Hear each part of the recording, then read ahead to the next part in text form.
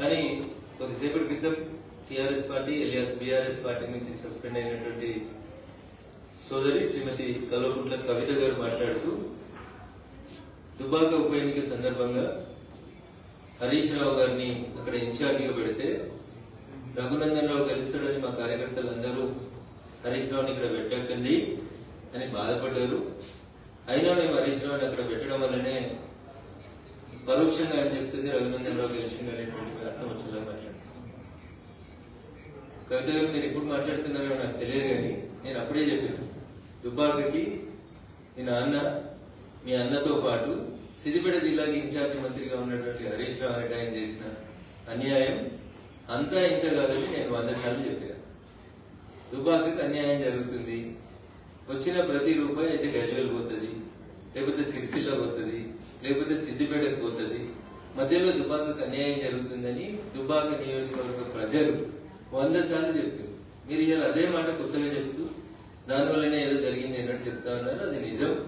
ఆ రోజు నేను మాట్లాడితే టీఆర్ఎస్ మీద ఏదో రఘునందన్ రావు కోపంతో మాట్లాడిందని అనుకుంటారు, but it is a fact.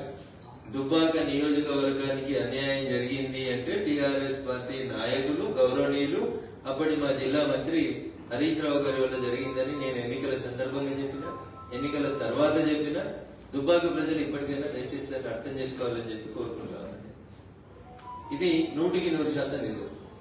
Dubbaka ప్రజలు మార్పు కోరుకున్నారు.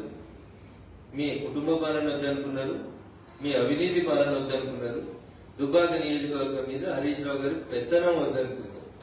అందుకనే దుబ్బాక ప్రజలు స్వచ్ఛంగా మనస్ఫూర్తిగా ఓటేస్తే రఘునందన్ రావు గెలిచిండు తప్ప ఎవరి దయా దాక్షిణ్యాలతో రఘునందన్ రావు ఆ ఉప ఎన్నికలలో గెలవలేదు. 100% దుబ్బాక నియోజకవర్గ ప్రజలు మార్పు కోరుకున్నారు.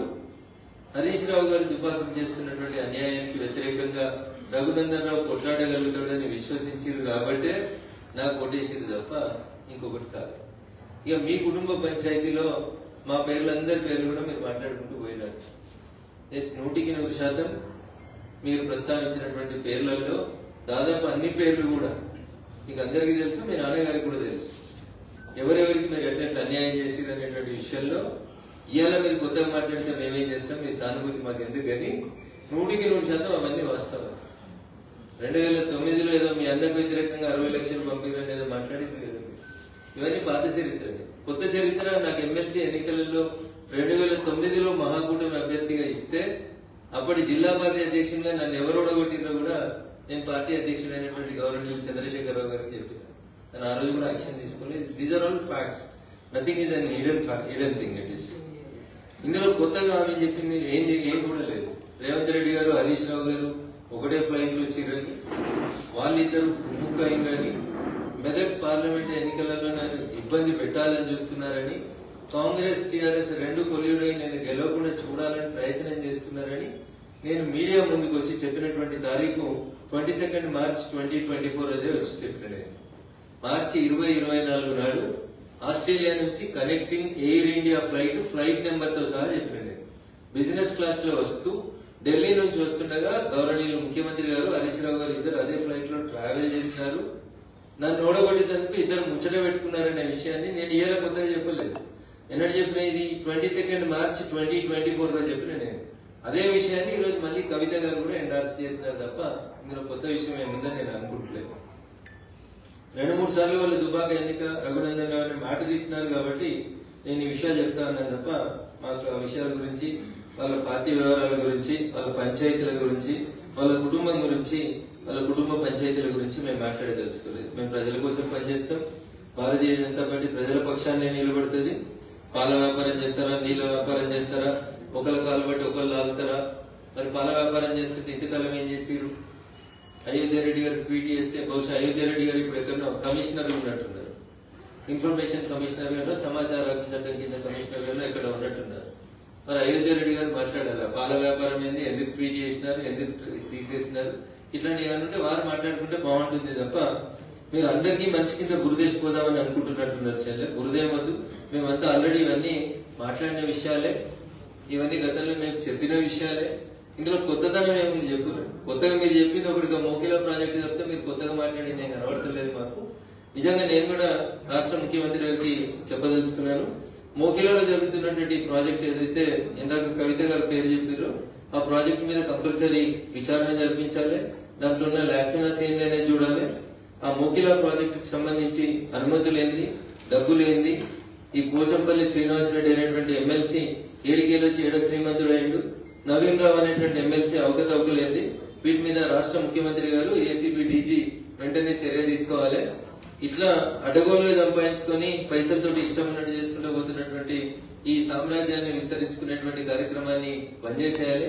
టీఆర్ఎస్ లో ఎమ్మెల్సీల పేరిట పోచంపల్లి శ్రీనివాసరెడ్డి గారైనా నవీన్ రావు గారైనా వీళ్ళు చేసినటువంటి పాప పనులన్నింటినీ కూడా కాంగ్రెస్ ప్రభుత్వం వెంటనే విచారణ జరిపించాలని చెప్పి నేను ఈ సందర్భంగా డిమాండ్ చేస్తా ఉన్నా. వీళ్ళే కాదు పాపం, మా చెల్లె మర్చిపోయింది, ఇంకొక ఆయన సంతోషరావుకి సడ్డగుడో వియ్యంగుడో చుట్టం ఒక ఆయన అవుతాడు డీసీపీ, పేరు సందీప్ రావు. ఈయనను పెట్టి నా దుబాక ఉప ఎన్నికల సందర్భంగా ఈజ్ ద సూపర్ మ్యాన్ అన్నట్టు, పోలీసులో సూపర్ కాప్ ఈయన. టెలిఫోన్ ట్యాపింగ్ లో గానీ పైసలు పట్టుకోవడంలో గానీ ఇప్పటిదాకా పేరు ఎవరు మాట్లాడలేదు, కానీ వారి పేరు సందీప్ రావు. వారు అప్పుడు టాస్క్ ఫోర్స్ డీసీపీగా ఉన్నారు నార్సింగ్ ఏరియా, నేను ఉండే ఇంటి ఏరియాకి టాస్క్ ఫోర్స్ డీసీపీగా ఉన్నారు సందీప్ రావు గారు.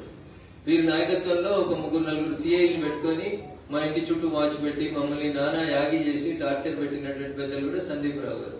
ఇట్లా మీరు పోలీసులను అడ్డం పెట్టుకుని చేసిన మంచి పనులు చెప్తుందేమో కవిత అని నేను అనుకున్నాను. టెలిఫోన్ ట్యాపింగ్ లో ఏమేమి జరిగింది, ఎవరెవరి పైసలు ఎట్లా గుంతుకొచ్చినాం, లేకపోతే ఎమ్మెల్సీ వెంకటరామరెడ్డి గారు ఏం చేస్తా ఉన్నారు, వారికి ఎట్లా జీవోలు మార్చిరు, ఏమేమి చేసిరు, ఇవన్నీ ఇంకా చాలా విషయాలు మాట్లాడాల్సింది కవిత. మీరు మాట్లాడేవి అన్ని ప్రజలకు తెలిసిన విషయాలే మాట్లాడారు, కొత్త ఏం మాట్లాడలేదు మీరు. ఇంకా ఏదో మళ్ళీ పార్టీలో పోదామా వెనుక పోదామా అని ఊగిసలాడుతున్నట్టు కనబడుతుంది తప్ప ఇంకా మీరు నిజాలు మాట్లాడితే ఇంకా చాలా మాట్లాడాలి కదా. మేము ఇవన్నీ మాట్లాడినాయి కదా. రేవంత్ రెడ్డి గారు హరీష్ గారు కలిసి ప్రయాణం చేసింది మాట్లాడినాం, అయోధ్య రెడ్డి గారు ట్వీట్ చేసింది, మీరు మాట్లాడింది ఏం లేదు కొత్తగా. ఇందులో కొత్త కనబడుతున్న ఏమైనా ఒక సంతోష్ రెడ్డి ఆయన కడుతున్న శ్రీనివాస్ రెడ్డి ఆయన కడుతున్న విల్లాస్ తప్ప మీరు కొత్తగా ఏం మాట్లాడినట్టు కనబడతలేరు. కాబట్టి కవిత ఇంకా వేరే విషయాలు మాట్లాడితే బాగుంటుండే. టానిక్ మీద ఎఫ్ఐఆర్ చిన్న విషయం అది. క్లబ్బులు పబ్బులు ఇవన్నీ మీరు ఆడ క్లబ్బులు పనిచేస్తే మీరు పబ్బులు నడిపే అందరికి తెలిసినటువంటి విషయాలే కాబట్టి వాటి గురించి పెద్ద చర్చ అవసరం లేదు. కానీ కవిత చెప్పినటువంటి మాటలలో టీఆర్ఎస్ పార్టీ అంతా కూడా అవినీతి పునాదుల మీద విస్తరించబడింది. మా ఎమ్మెల్సీలు ఒక్కొక్కరు 1000 కోట్లకు ఎదిగిండ్రు, 750 కోట్లతోటి వెంచర్ చేస్తున్నాడు ఒక ఎమ్మెల్సీ అంటే అర్థం చేసుకోవాలి మనం ఎంత ఎదిగినారు. నవీన్ రావు గారి అక్రమాలకైతే అడ్డు అదుపు లేదు. ఆయన చేసినటువంటి అడవుల అక్రమాలకి, కూకట్పల్లి పరిసర ప్రాంతాల్లో ఆయన చేసినటువంటి జీవోలకి, వీళ్ళు మార్చిన జీవోలకి, ఇంకా చాలా జీవోలు ఉన్నాయి. చెల్లె మాట్లాడాల్సిన జీవోలు ఏంటంటే కన్జర్వేషన్ జోన్లను ఎట్లా మార్చిచ్చిరు మున్సిపల్ శాఖ మంత్రి గారు, అవి మాట్లాడాలి చెల్లె. ఇంకా చాలా విషయాలు మాట్లాడాలి. వాళ్ళ ఎమ్మెల్సీల అవినీతి గురించి మాట్లాడాలి. ఒకటే రోజు కాబట్టి కొంచెమే మాట్లాడిందని అనుకుంటా ఉన్నాను నేను. మళ్ళీ ఎపిసోడ్ లో ఇంకా బాగా మాట్లాడాలని కోరుకుందాం. ఖచ్చితంగా టీఆర్ఎస్ పార్టీ పెద్ద చేసిన అవినీతిని ఎంత కవిత బయట పెడితే బాగుంటుందని నేను మనస్ఫూర్తిగా కోరుకుంటున్నాను. Thank you.